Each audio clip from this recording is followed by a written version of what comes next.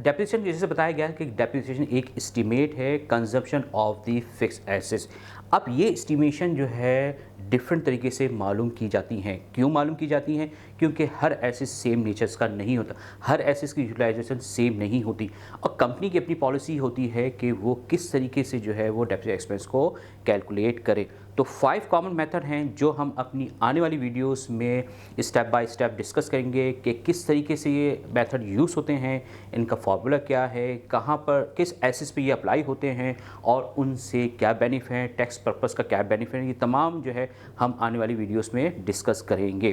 तो यहाँ 5 मेथड्स कौन से हैं? Straight line method, units of production, diminishing balance method, double diminishing and sum of the year digits method. Keep watching my next video, subscribe, like and comment in the box and don't forget click the bell icon। Depreciation को calculate करने के लिए सबसे common simplest method जो है वो straight line method है। हमने बताया था कि जो डिफरेंट मेथड है डेप्रिसिएशन के वो डिपेंड करते हैं usages of fix assets. Machinery है, बिल्डिंग है, फर्नीचर है, कंप्यूटर, प्लांट है, कार है, ये तमाम डिफरेंट नेचर्स के एसेट्स हैं। इनकी यूटिलाइजेशन डिफरेंट नेचर्स की होती हैं तो इनका डेप्रिसिएशन मेथड भी डिफरेंट होना चाहिए। तो उसमें सबसे जो पहला हम आज की जो वीडियो में डिस्कस करेंगे वो स्ट्रेट लाइन का मेथड करेंगे कि स्ट्रेट लाइन मेथड क्या होता है, किस एसेट्स पे जो है अप्लाई करना चाहिए और इसकी बेनिफिट क्या है और इसका फार्मूला क्या है। तो आइए स्टार्ट करते हैं स्ट्रेट लाइन डेप्रिसिएशन मेथड। हर मेथड का कोई ना कोई बेस होगा या अजम्पशन होगी और उसी बेस पे अजम्पशन की बुनियाद पे हम कह सकते हैं कि ये मेथड यूज़ करें। ये मैं बात बता रहा हूँ प्रैक्टिकल नेचर्स की। अगर एग्जामिनेशन पॉइंट ऑफ व्यू से देखें तो एग्जामिन में आपको बता दी जाएगा कि ये क्वेश्चन है और ये क्वेश्चन है और इस पे ये मेथड जो है अप्लाई हो रहा है। तो सिंपली आपने क्या करना है, उस मेथड के तहत जो है वो डेप्रिसिएशन निकाल लेना है। लेकिन प्रैक्टिकली एक्सपेक्ट आपको पता है, जब आप कोई चैप्टर पढ़ रहे हैं, कोई टॉपिक पढ़ रहे हैं तो आपको उसकी बेसिक नॉलेज होनी चाहिए कि इसके पीछे क्या रीज़न है, राइट। सबसे पहला ये हमने बताया कि सबसे मेन कॉमन मेथड है और ईजी मेथड है डेप्रिसिएशन को कैलकुलेट करने के लिए। यहाँ हमने पॉइंट्स लिखे हैं 1 2 3 पॉइंट्स हैं, अजम्पशन है जो कि हो सकता है रियलिस्टिक नहीं हो, क्योंकि देखें डेप्रिसिएशन इट्स सेल्फ जो है वो एक एस्टिमेशन है, वो एक्यूरेसी नहीं है, राइट। आप एक अप्रॉक्सीमेशन के तहत जो है वो डेप्रिसिएशन कैलकुलेट करते हैं। तो पहला पॉइंट क्या है, it estimate equal periodic charges. Depreciation का मतलब स्ट्रेट लाइन मेथड है। स्ट्रेट लाइन का मतलब क्या होता है, अगर आप एक ग्राफ बनाते हैं, राइट, ये लाइफ है और ये कॉस्ट है, राइट, ये कॉस्ट है। और डेप्रिसिएशन का मतलब क्या होता है कि utilization of the assets, right. तो हम कहेंगे कि एवरी ईयर जो है वो 10,000 का डेप्रिसिएशन कैलकुलेट है। तो जितनी भी साल 1 2 3 4 5, तो ये क्या है कि स्ट्रेट लाइन है ना, तो हर साल कितना आएगा 10,000 10,000 10,000 10,000 ओवर इट्स लाइफ। तो इससे डेप्रिसिएशन जो अमाउंट आएगा जो आप कैलकुलेट करेंगे कोई भी एसेट्स हो, उससे डेप्रिसिएशन का जो एक्सपेंस चार्ज होगा वो इक्वल होगा ओवर द पीरियड। तीसरा असम्पशन है, it assume that asset usefulness is same every year and repair cost are also same each every. ये एक असम्पशन है और ये मोस्टली जो है रियलिस्टिक नहीं है, लेकिन है इस मेथड को यूज़ करने की। वो क्या है कि अज्यूम कर लिया जाता है कि कोई भी एसेट है उसकी यूज़फुलनेस है वो सेम रहेगी उसकी पूरी ओवर द लाइफ। जो उसकी यूज़फुल लाइफ हमने बताई थी आपको, अगर 10 साल है तो 10 साल तक उसकी यूज़फुलनेस सेम रहेगी, जो रियलिस्टिक नहीं है। अब दूसरा असम्पशन क्या है, चूँकि इसकी यूज़फुलनेस सेम रहेगी, इसमें किसी किस्म की कोई कमी नहीं होगी, तो अगर इस पर रिपेयर एंड मेंटेनेंस कॉस्ट भी है वो भी क्या रहेगी, सेम रहेगी। क्योंकि अगर आप देखें जब कोई एसेट नया होता है तो उससे रिपेयर मेंटेनेंस क्या होती है, कम होती है, और जैसे पुराना होता है वो क्या होती है, बढ़ जाती है। लेकिन ये मेथड कहता है क्योंकि ये दोनों कॉस्ट जो है रिपेयर मेंटेनेंस कॉस्ट और डेप्रिसिएशन कॉस्ट, ये एसेट्स की रिलेटेड कॉस्ट कहलाती है, फिक्स एसेट्स की रिलेटेड कॉस्ट कहलाती है। स्ट्रेट लाइन के तहत डेप्रिसिएशन इस फॉर्मूले के तहत जो है वो कैलकुलेट होता है। इसमें क्या है, cost minus salary value divide by estimated useful life in years. In years में ही ज़्यादातर होती है, मंथ्स में भी होती है। आप डेप्रिसिएशन जो है हमेशा कब कैलकुलेट करते हैं, आप डेप्रिसिएशन हमेशा कैलकुलेट करते हैं जब आप अपना अकाउंटिंग ईयर क्लोज करते हैं, यानी कि जब फाइनेंशियल स्टेटमेंट बनाते हैं। मंथली अगर क्लोज कर रहे हैं तो मंथली डेप्रिसिएशन की कैलकुलेशन होगी, अगर ईयरली कर रहे हैं तो ईयरली डेप्रिसिएशन की कैलकुलेशन होगी। तो ये फार्मूले से हम डेप्रिसिएशन एक्सपेंस निकाल लेंगे। इसमें 3 फैक्टर्स हैं आपके पास, कॉस्ट है, सैलरी वैल्यू है और एस्टिमेटेड। कॉस्ट का मतलब होता है, जैसे हमने आपको प्रीवियस वीडियो में बताया था, कॉस्ट का मतलब होता है कि वो तमाम एक्सपेंसेस जो उसकी एक्विजिशन से लेकर इंस्टॉलिंग दी एसेट किए जाएंगे वो तमाम एक्सपेंस कॉस्ट कहलाती हैं। इसकी हमने क्वेश्चन किया था जिसमें हमने कॉस्ट निकालना सिखाया था। सैलरी वैल्यू, रेजिजुअल वैल्यू या स्क्रैप वैल्यू, 3 वैल्यूज आती हैं। सैलरी वैल्यू, इसको दूसरा कहते हैं रेजिजुअल वैल्यू या इसको कहते हैं स्क्रैप वैल्यू। ये तीनों नाम से जो है वो आता है। तो स्क्रैप वैल्यू, सैलिज वैल्यू किसे कहते हैं? वो वैल्यू जो रियलाइज हो आफ्टर द यूज़फुल लाइफ, यानी कि अगर कोई एसेट है 5 साल का, तो 5 साल बाद जो आपको वैल्यू, एक एस्टिमेशन हम लगा लेते हैं कि आफ्टर 5 ईयर्स ये वैल्यू हमें रिलीज़ हो सकती है, रिलाइज हो सकती है, मिल सकती है। अगर हम इसको सेल आउट करें, स्क्रैप करें, तो वो वैल्यू हमारी कहलाती है स्क्रैप वैल्यू कहलाती है। Scrap value examination point view से आपको दे भी सकते हैं और नहीं भी दे सकते। प्रैक्टिकली तौर पे वो तमाम अकाउंटेंट जो ऑफिस में काम कर रहे हैं उन्हें पता होगा कि अक्सर कंपनी जो है स्क्रैप वैल्यू जो है वो ज़ीरो रखती है। तो स्क्रैप वैल्यू एग्जामिनेशन पॉइंट से भी आपको दे सकते हैं और नहीं, अगर देंगे तो रख लेंगे, नहीं देंगे तो उसको छोड़ देंगे। जबकि क्या है estimated useful life, estimated useful life हर एसेट का एक एस्टिमेट होता है, क्योंकि कोई भी एसेट जो है वो फॉर एवर नहीं होता। बिल्डिंग है 20 साल 30 साल इस तरह से हो सकती है, कंप्यूटर है 5 साल 2 साल 3 साल जो भी है, तो वो एसेट्स पे डिपेंड करता है। और ये भी एग्जाम में आपको दिया जाएगा कि एसेट्स की एस्टिमेटेड यूजफुल लाइफ कितनी है, राइट। तो वो ज़्यादातर किस में होती है, वो आपको देंगे ईयर्स में, राइट। तो ये 3 चीज़ों से अब ये जब रखेंगे, इससे आपके पास आएगा डेप्रिसिएशन एक्सपेंस। और किससे अगर डिवाइड कर रहे हैं, ईयर से कर रहे हैं तो पर ईयर आएगा, और अगर मंथ से कर रहे हैं तो पर मंथ आ जाएगा। तो ये इसका फार्मूला है डेप्रिसिएशन को कैलकुलेट करने का। दूसरा बात यह है कि डेप्रिसिएशन किसी मेथड कहता है, डेप्रिसिएशन आप कैलकुलेट करते हैं कब। डेप्रिसिएशन हमेशा कैलकुलेट होता है नॉर्मली जो है closing of the books, closing of books कहते हैं या अकाउंट्स, या जहां पर आप फाइनेंशियल स्टेटमेंट प्रिपेयर करते हैं, जब तो उस वक्त जो है डेप्रिसिएशन जो है वो चाहिए। डेप्रिसिएशन जो है वो एक्चुअल क्या, आपको पता है ना, जर्नल एंट्रीज होती है, एक क्लोजिंग एंट्रीज होती हैं और एक क्या होती है, एडजस्टमेंट एंट्रीज होती है। एडजस्टमेंट का मतलब होता है कि जो एसेट्स है उसकी कॉस्ट में जो है कॉस्ट कितनी कम हो गई, तो डेप्रिसिएशन जो है वो कॉस्ट में कमी को शो करता है। फिक्स एसेट्स की कॉस्ट में क्या करता है, कमी को शो करता है। तो आए हम एक क्वेश्चन लेते हैं और उस क्वेश्चन के तहत फर्दर जो है हम उसको बताएंगे कि how to calculate the depreciation of the asset by straight line method. एक क्वेश्चन है डेप्रिसिएशन का और कैलकुलेट करना डेप्रिसिएशन वो भी स्ट्रेट लाइन मेथड की वजह से। क्वेश्चन क्या है, ऑन March 20, 2020 ANZ का purchase a machine of rupees cost 200,000, scrap value कितनी है 20,000, एस्टिमेटेड यूजफुल लाइफ कितनी 5 ईयर्स, कंपनी क्लोजेज इस books of account on December 31 each year and allowances method is used for recording. तो आपको required क्या है, required है calculate depreciation expense for 2020, 21 and 22। 3 years का डेप्रिसिएशन निकालना है और साथ साथ में आपको इसकी रिकॉर्डिंग भी करनी है। तो स्ट्रेट लाइन मेथड है, कैसे करते हैं देखते हैं। आपने ये लिखना होगा completion of this depreciation expense by straight line, जो मेथड है वो मेंशन करना लाजमी है। तो पहले आप फार्मूला लिखें डेप्रिसिएशन एक्सपेंस, ये फार्मूला लिख दिया। अब मुझे बताइए कॉस्ट क्या है, यहाँ पर कॉस्ट है 200,000 होगी कॉस्ट, जबकि सैलरी चली कितनी है 20,000 और एस्टिमेटेड यूजफुल लाइफ कितनी है वो है 5 ईयर्स। तो ये आपके पास आ जाएगा 180 डिवाइड बाय 5, ये आ गया 36,000 पर ईयर। यहाँ आपने एक चीज़ नोट की, जो मैंने डेप्रिसिएशन निकाला है वो 36,000 निकाला है और क्या है पर ईयर लिखा है, क्योंकि आपने किससे डिवाइड किया, आपने इसको ईयर से डिवाइड किया। तो जो डिवाइड करने वाला आप देखें क्या है, ईयर है तो ईयर आ जाएगा।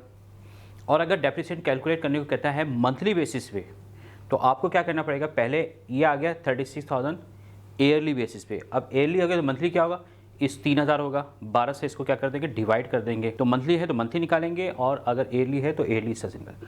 ये हो गया। इसको दूसरी सूरत में इसको कहते हैं depreciation rate as per straight line, यानी कि हर साल 12 मंथ का डेप्रिसिएशन निकलेगा 36,000। हमने क्या करना है, हमने 2020 का निकालना है, 21 का निकालना है और 22 का। अब यहाँ पर ये तो हो गई बात रेट की, यानी कि पर ईयर डेप्रिसिएशन लगेगा 36,000 का। अब निकालना है 2020। हमेशा याद रखें डेप्रिसिएशन जो है वो कब कैलकुलेट होता है, डेप्रिसिएशन कैलकुलेट होता है end of the accounting year. तो अकाउंटिंग ईयर कब एंड हो रहा है, बुक कब रिकॉर्ड कर रहा है 31 दिसंबर, राइट।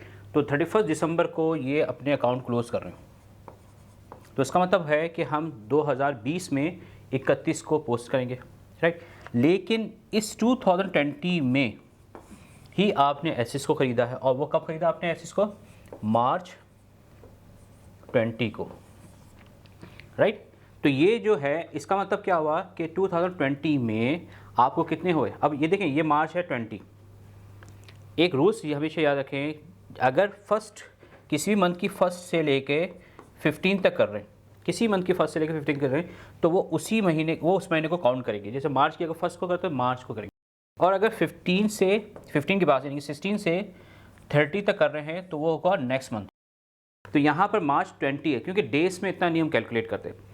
तो मार्च की 20 को हमने एसेस परचेज़ किया, तो हम काउंट करेंगे अप्रैल से। तो उसका मतलब है साल में 3 महीने हम निकाल देंगे। तो 2020 में 9 मंथ का डेप्रिसिएशन आएगा। अगर ये 20 से पहले होता, 15 तक होता, तो हम मार्च को भी कैलकुलेट करते। तो इसका मतलब होता 10 मंथ्स का जो है वो डेप्रिसिएशन आता, जनवरी और फरवरी को छोड़ देते। क्लियर बात होगी। तो इसमें 9 मंथ का डेप्रिसिएशन आएगा। तो कैसे पर ईयर कितना है, 36,000 मल्टीप्लाई बाय 9 और डिवाइड बाय 12। डिवाइड क्यों 12 से किया, क्योंकि ये 36,000 जो है वो पूरे 12 महीने का है। तो 12 से इसको तकसीम करेंगे तो कितना आएगा, पर मंथ का आएगा। इस तरह से कितने महीने का निकालना है, 9 मंथ का निकालना है। तो यहाँ पर 2000 में इसमें आएगा इसका 27,000, राइट। अब इसी तरह से हमने किसका निकालना है, 21 का एड 22 का। अब मैं पूछूं 2021 में टोटल डेप्रिसिएशन कितना लगेगा, क्योंकि अब पूरा इसको कितने मिले 21 में, पूरे के पूरे 12 मंथ। तो इसका मतलब है 36,000, राइट। और हमने किसका निकालना है, 22 का। इसमें कितना होगा, 22 में भी 36,000। अब जो नेक्स्ट रिक्वायरमेंट है वो है इसको रिकॉर्ड करना। जो डेप्रिसिएशन जो रिकॉर्ड करना है वो हम कैसे करेंगे। डेप्रिसिएशन को रिकॉर्ड करने के 2 मेथड्स होते हैं, एक अलाउंसेस मेथड होता है और एक डायरेक्ट मेथड होता है। डायरेक्ट मेथड नॉर्मली यूज़ नहीं होता है, हम कौन सा इस्तेमाल करते हैं, अलाउंसेस मेथड को, राइट। वो कैसे होता है, किससे रिकॉर्ड होता है, उसको देखते हैं। ये एक जर्नल फॉर्मेट है और इसमें ही आपको रिकॉर्ड करना है। कभी अगर आपको कहता है स्कैलेटन फॉर्मेट में, तो आपको एडजस्टमेंट जो पोस्ट करनी होगी स्टाइलिंग फॉर्मेट। क्वेश्चन में देख लें कि क्या क्या पूछ रहा है। क्वेश्चन में नॉर्मली अगर डेप्रिसिएशन का है तो वहाँ पर अक्सर जो है वो डेप्रिसिएशन की कॉस्ट को रिकॉर्ड करता है। लेकिन यहाँ क्वेश्चन ऐसा है कि सिर्फ डेप्रिसिएशन पे हमने फोकस किया है, क्योंकि कॉस्ट को रिकॉर्ड करना मैं पहली वीडियो में सिखा चुका हूँ। यहाँ हम सिर्फ डेप्रिसिएशन को रिकॉर्ड करेंगे। तो डेप्रिसिएशन रिकॉर्ड कब होगा, जब उसकी कैलकुलेशन की थी। कैलकुलेशन कब की, जब उसकी अकाउंटिंग बुक क्लोज की। तो सबसे पहला है दिसंबर 31, 2020। तो डेप्रिसिएशन एक्सपेंस है। एक्सपेंस जो है वो कहाँ रिकॉर्ड होता है, डेबिट साइड पे। तो हम लिखेंगे डेप्रिसिएशन एक्सपेंस, और किस पर है, मशीन पे। ये लिखा करें, जो एसेट्स है उसको लिखा करें। ये तो होगा डेबिट से। तो पहले साल यानी कि 20 में कितना डेप्रिसिएशन आया आपके पास, 20 में जो डेप्रिसिएशन आया वो 27,000 है। ये रिकॉर्ड करेंगे 27,000। और ये है अलाउंसेस मेथड। अलाउंसेस मेथड का मतलब होता है कि हम जो है डेप्रिसिएशन क्या है, एक्सपेंस है, और डेप्रिसिएशन किस पे रिकॉर्ड होता है, एसेट्स पे। तो एसेट्स की कमी को जो है शो कर रहे होते हैं। तो अब टोटल एसेट्स की कमी कहाँ पर हो गई, कहाँ रिकॉर्ड करेंगे। एक तो कमी तो हो गई एक्सपेंस, ये तो हर साल ख़त्म हो जाएगा अकाउंट। लेकिन टोटल अगर मुझे 5 साल बाद देखना है कि हमारे पास कुल टोटल डेप्रिसिएशन कैसे निकलेगा, तो वो कहलाता है अलाउंसेस मेथड। हम उसमें, और वो अलाउंसेस मेथड जो है वो कंट्रा एसेट कहते हैं। क्या कहते हैं उसको, कंट्रा एसेट्स। फॉर एग्जाम्पल मशीन है, मशीन का जो अकाउंट है वो कितने से होगा, 200 से होगा ना, जो इसकी कॉस्ट है। और इसकी कॉस्ट में कमी जो है वो क्या कहलाएगी, डेप्रिसिएशन है। तो टोटल हर साल कितनी कमी आ रही है वो कंट्रा एसेट्स में रिकॉर्ड होगी। और कंट्रा एसेट्स को क्या कहते हैं, अलाउंसेस मेथड। सही है। तो यहाँ पर जो हम टाइटल इस्तेमाल करेंगे वो करेंगे एक्यूमुलेटेड डेप्रिसिएशन। एक्यूमुलेटेड डेप्रिसिएशन का इस्तेमाल करें टाइटल, या अलाउंसेस फॉर डेप्रिसिएशन, सेम है। अलाउंसेस फॉर डेप्रिसिएशन लिख लें या एक्यूमुलेटेड डेप्रिसिएशन लिख लें, सेम है। दोनों में से कोई एक यूज़ कर लें। तो यहाँ हम लिखेंगे। अब यहाँ क्या हो रहा है, एसेट जब बढ़ता है तो क्या होता है, डेबिट साइड पे। और एसेट्स में कमी जो होगी वो कहाँ रिकॉर्ड करेंगे, क्रेडिट साइड पे। तो ये एसेट्स में जो कमी को जो शो कर रहा है वो कौन शो कर रहा है, वो एक्यूमुलेटेड डेप्रिसिएशन है। तो हम क्रेडिट करेंगे एक्यूमुलेटेड डेप्रिसिएशन, और ये भी इसके नाम आगे लिखें मशीन, राइट। और कितने से, 27,000 से, राइट। अब इसकी क्या लिखते हैं, narration recorded depreciation expense for 2020। तो 2020 का हमने क्या निकाल लिया, डेप्रिसिएशन एक्सपेंस कर। तो ये समझ आ गए, ये अलाउंसेस फॉर डेप्रिसिएशन का मेथड का तरीक़ेकार है। तो ये कंट्रा एसेट्स है। तो एसेट्स में कमी जो है वो किस साइड पे रिकॉर्ड होती है, वो क्रेडिट साइड। जबकि एक्सपेंसेस जो है वो रिकॉर्ड किस पे होता है, वो डेबिट साइड पे होता है। क्लियर हो गई। इसी तरह से हमने कितने साल का डेप्रिसिएशन रिकॉर्ड करना है, 3 साल का, 20, 21 एंड 22। तो 21 का करते हैं हम डेप्रिसिएशन एक्सपेंस और एक्यूमुलेटेड डेप्रिसिएशन मशीन। अब 2021 में कितना निकला है, वो निकला है 2021 में 36 और 22 में भी कितना निकला है 36। तो यहाँ लिखेंगे 36,000, यहाँ लिख देंगे नरेशन। सिमिलरली 2022 का निकालेंगे तो वो कितना आएगा 36,000।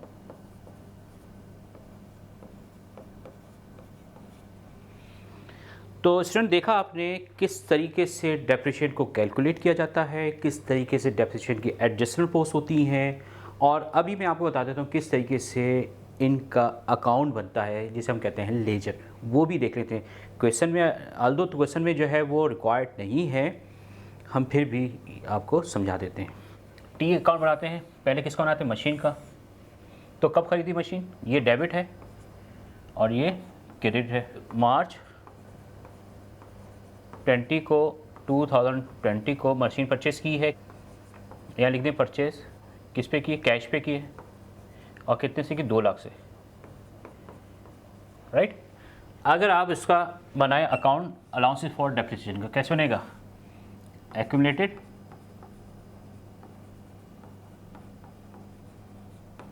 Depreciation machine. अच्छा, मैं यहाँ बार बार मशीन लिख रहा हूँ, याद रखें हर एसेस का अपने अपने नाम से जो है वो डेप्रिसिएशन की एंट्री पोस्ट होती है और उनके लेजर मेंटेन होते हैं। अगर मशीन है, राइट, तो मशीन अगर 4 मशीन है तो चारों मशीन की अगर रखेंगे, राइट। कभी कभार कंपनी क्या करती है, वो एक ही अकाउंट कर लेती है, उसको कहते हैं ग्रुप ऑफ अकाउंट। जैसे कार है तो वो तमाम कार्स को एक ही अकाउंट में जो है रिकॉर्ड करते हैं, लेकिन चूँकि आजकल कंप्यूटराइज सिस्टम है तो हर एसेस का अपने नाम से ही जो है वो रिकॉर्डिंग होती है। लेकिन कोई बड़ी कंपनी, बहुत ज़्यादा बड़ी कंपनी जैसे प्लांट एंड इक्विपमेंट में बहुत ज़्यादा हैं, तो वो ग्रुप बना सकते हैं, सेम नेचर के एसेट्स को सेम अकाउंट बनाकर लिख सकते हैं। लेकिन आइडियली जो है वो क्या होता है, हर एसेट्स का अकाउंट अलग होता है, डेप्रिसिएशन एक्सपेंस का अलग होता है और एक्यूमुलेटेड का जो है वो अलग होता है, ताकि इससे हमें जो है आसानी पैदा हो सके कि at the time of retirement of the asset या एक्सपायर ऑफ द एसेट या डिस्पोज ऑफ द एसेट हमें पता चल सके कि टोटल डेप्रिसिएशन कितना आया है और उसकी कॉस्ट क्या है, राइट। तो इसी वजह से हम यहाँ लिख रहे हैं, देखें आप डेप्रिसिएशन मशीन लिख रहे हैं। इससे पहले मैंने आपको बताया यहाँ लिखा डेप्रिसिएशन एक्सपेंस मशीन, अगर फर्नीचर है तो फर्नीचर, कंप्यूटर है तो कंप्यूटर। अब हम रिकॉर्ड करेंगे एक्यूमुलेटेड डेप्रिसिएशन। तो पहले साल एक्यूमुलेटेड कितना निकला 27,000, दूसरे साल 36 और 36।